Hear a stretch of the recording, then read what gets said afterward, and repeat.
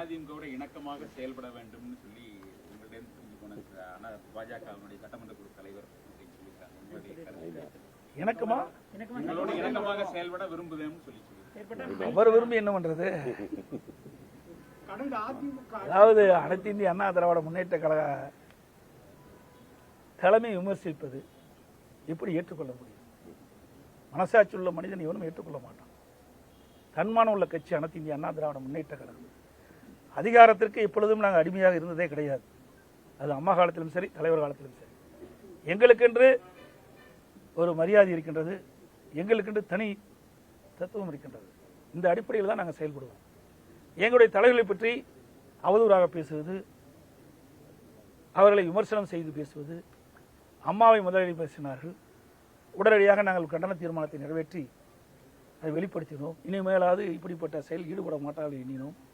அதற்கு பிறகு அண்ணாவை பற்றி விமர்சனம் செய்கின்றார்கள். எப்படி ஏற்றுக்கொள்வது? மனசாட்சி உள்ள எந்த மனிதனும் ஏற்றுக்கொள்ள மாட்டான். ஆகவே எங்களை இழிவுபடுத்தி பேசுகின்றவர்கள் ஒருபோதும் நாங்கள் அனுமதிக்க மாட்டோம். ஆகவேதான் நாங்கள் தனித்து நிற்கின்றோம். இன்றைக்கு நாடாளுமன்றத்தில் தனித்து நின்றோம். வெற்றி தோல்வி என்பது வேறு, ஆனால் தன்மானம் என்பது ஒவ்வொரு மனிதனுக்கும் வேணும். அந்த அடிப்படையில் தான் எங்களுடைய கட்சி நடைபெற்றுக் கொண்டிருக்கிறது. அப்படித்தான் எங்களுடைய தலைவர்கள் எங்களை வளர்த்திருக்கிறார். அதிமுக ஆட்சியில் இருக்கும்போது டாக்டர்கள்லாம் போராட்டம் பண்ணுவாங்க. அப்போ அவங்க இடமாற்றம் செய்து பெரிய கொடுமை அப்படின்னு சொல்லி இப்போ பாவம் சுப்பிரமணியத்தை பேசியிருக்காரு. இப்போ என்ன டாக்டருக்கு அவர் செஞ்சுட்டாரு? இப்போ போராட்டம் பண்ணுறது இல்லையா டாக்டரு? போராட்டம் பண்ணிட்டு தான் இருக்காங்க. டாக்டர்லாம் போராட்டம் பண்ணிட்டு தான் இருக்கிறாங்க. அது மட்டும் இல்லை, வேதனையான சமாச்சாரம். அனைத்து இந்திய அண்ணா திராவிட முன்னேற்ற கழக அரசு செய்கின்ற பொழுது கொரோனா காலத்தில் மருத்துவர்களை சிறப்பாக நாங்கள் நடத்தின காரணத்தினால அவர்களுடைய உயிரை கூட துச்சமென மறித்து விலை மதிக்க முடியாத உயிர்களை கொரோனா காலத்தில் காப்பாற்றினாங்க. அதே எங்களுடைய காலத்தில் மருத்துவர்களை நாங்கள் மரியாதையாக வச்சுருந்தோம். இன்றைய காலத்தில் எதுவுமே கிடையாது. பல்வேறு மருத்துவமனைகள் மருந்துகளே கிடையாது. இன்று அவளை என்று சொன்னால் இன்றைக்கு சென்னையில் இருக்கின்ற அந்த பல்நோக்கு மருத்துவமனையில் எப்படிப்பட்ட அவல நிலை எல்லாம் இருக்குன்றது நாங்கள் சுட்டி காட்டியிருக்கிறோம். இன்றைக்கு ஒரு மோசமான நிலை. நீ மருத்துவர்கள் போராடாமல் இருக்காங்களா? பல்வேறு கோரிக்கைகள் வைத்து போராடிட்டு தான் இருக்கிறாங்க. என்ன தீர்வு கண்டாங்க? அனைத்து இந்திய அண்ணா திராவிட முன்னேற்ற கழக ஆட்சி இருக்கின்ற பொழுது 30,000க்கும் மேற்பட்ட பணியிடங்கள் நிரப்பப்பட்டது மருத்துவத்துறையிலே. இன்றைக்கு காலி பணியிடங்கள் அதிகமாக இருக்கின்றன. உயர்நீதிமன்றமே கண்டிச்சிருக்குது. இன்னும் டீன் போடல, பல்வேறு அதில் டீனை நியமிக்கல, உடனடியாக நியமிக்க வேண்டும் என்று குறிப்பிட்டிருக்கிறாங்க. நீங்க திராவிட முன்னேற்ற கழக ஆட்சி வந்த பிறகு என்ன திட்டத்தை கொண்டாந்து நிறைவேற்றிருக்கிறாங்க சொல்லுங்க பார்க்கலாம். ஒரு திட்டத்தை கொண்டாந்து நிறைவேற்றலையே. அனைத்து இந்திய அண்ணா திராவிட முன்னேற்ற கழக ஆட்சியில் கொண்டு வரப்பட்ட திட்டங்களைத்தான் இன்றைய ஆட்சியாளர்கள் அங்கங்கே திறப்போலா கண்டிட்டு இருக்கிறாங்க. வேற எந்த ஒரு புதிய திட்டத்தையும் நாட்டு மக்களுக்கு கொண்டு வந்தது கிடையாது.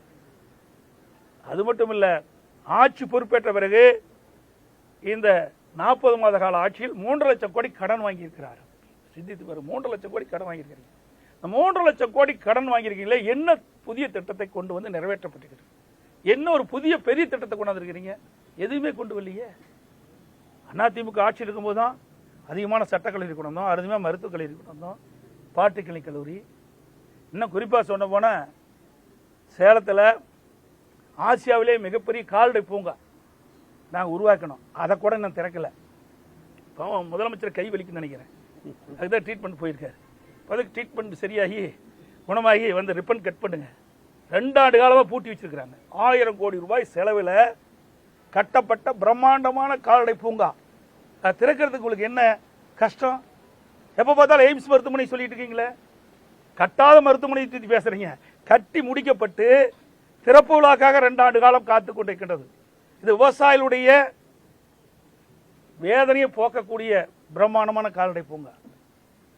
அப்படிப்பட்ட கால்நடை பூங்காவை திறக்காத அரசாங்கம் தான் அந்த அரசாங்கம். முழுக்க முழுக்க மாநில நிதியில் கட்டப்பட்ட அந்த கட்டடம் இன்னும் திறக்கல.